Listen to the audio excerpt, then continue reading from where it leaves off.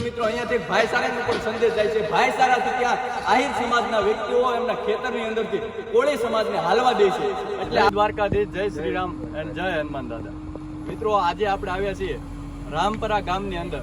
રાજુલાનું રામપરા ગામ છે કે જ્યાં આજથી 1992 ની અંદર PSL હોલ્ડિંગ કંપનીએ અહીંયા 600 થી 650 વીઘા જમીન ખરીદી, જે 17,000 રૂપિયાના ભાવની ત્યારે એને જમીન ખરીદી અને તમામ ખેડૂતને, આમાં 18 વર્ણના ખેડૂતો છે, કોઈ જ્ઞાતિ જાતિ નહીં, આહિર સમાજના છે, કોળી સમાજના છે, દરબાર સમાજના, તમામ 18 વર્ણના ખેડૂતો આની અંદર છે।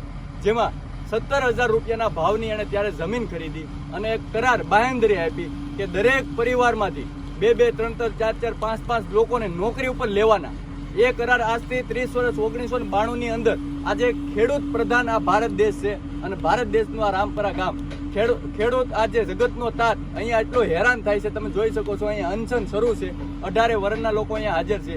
ત્યારે એણે બાંહેધરી આપી કે તમામ પરિવારોને નોકરીમાં લેશું, પરંતુ આજે એ જ કંપની PSL હોલ્ડિંગ કંપની જે છે એ થર્ડ પાર્ટીને જમીન વેચી નાખે છે, જેથી કરી અને અગાઉના જે કરાર કરેલા છે એ કરાર રદ થઈ જાય અને નોકરી ઉપર લેવાની જે બાંહેધરી આપેલી હતી એ ખતમ થઈ જાય।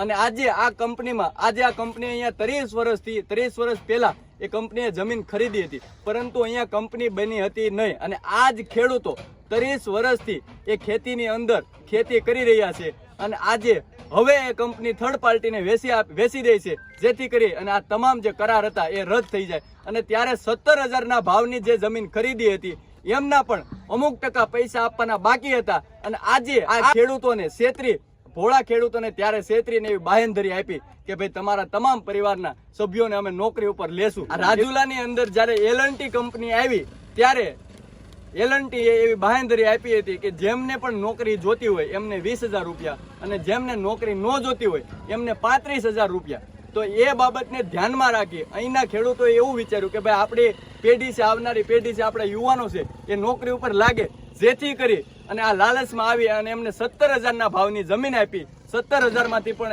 અમુક ટકા પૈસા આપવાના હજી બાકી છે અને આજે આ જમીનની કિંમત 30 થી 35 લાખ છે અને જે નોકરી આપવાની વાત હતી એ વાત બદલાવવા માટે થઈ અને આમના માલિક પણ અત્યારે બદલવામાં આવી રહ્યા છે અને અત્યારે અહીંયા તાર ફેન્સિંગ, ટૂંકમાં એ જમીન છે એને બાઉન્ડ્રી લગાવી રહ્યા છે। અહીંના અમુક અધિકારીઓનો પણ આની અંદર રોલ છે, જે ખાસ કરી અને આપણે આ વિડીયોના માધ્યમથી પણ કહીએ, રાજુલાના તમામ કોળી સમાજના આગેવાનો હોય, આહિર સમાજના આગેવાનો હોય, તમામ 18 વર્ણ આની અંદર છે। કોળી સમાજના ઘર ઘણા એવા છે કે જ્યાં જવાના રસ્તા છે એ કંપનીએ જમીન ખરીદી છે, જે રસ્તા બ્લોક થઈ ગયેલા છે, તો ત્યાં આહિર સમાજના ભાઈચારાથી, જોજો મિત્રો અહીંયાથી એક ભાઈચારાનો પણ સંદેશ જાય છે। ભાઈચારાથી ત્યાં આહિર સમાજના વ્યક્તિઓ એમના ખેતરની અંદરથી કોળી સમાજને હાલવા દે છે। એટલે આપણે 18 વર્ણને સાથે રાખી અને રાજુલા વિધાનસભાના તમામ નેતા હોય, ભાજપના હોય, કોંગ્રેસના હોય, તમામ નેતાઓએ આગળ આવી અને આપણે રામપરા ગામના લોકોને, ખેડૂતોને, આજે જગતનો તાત અહીંયા હેરાન થઈ રહ્યો છે ને એમને ન્યાય માટે થઈ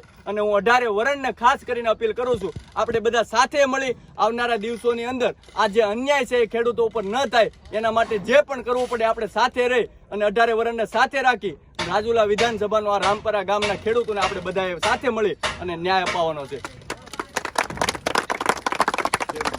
જય જવાન, જય કિસાન, જય જવાન, જય કિસાન।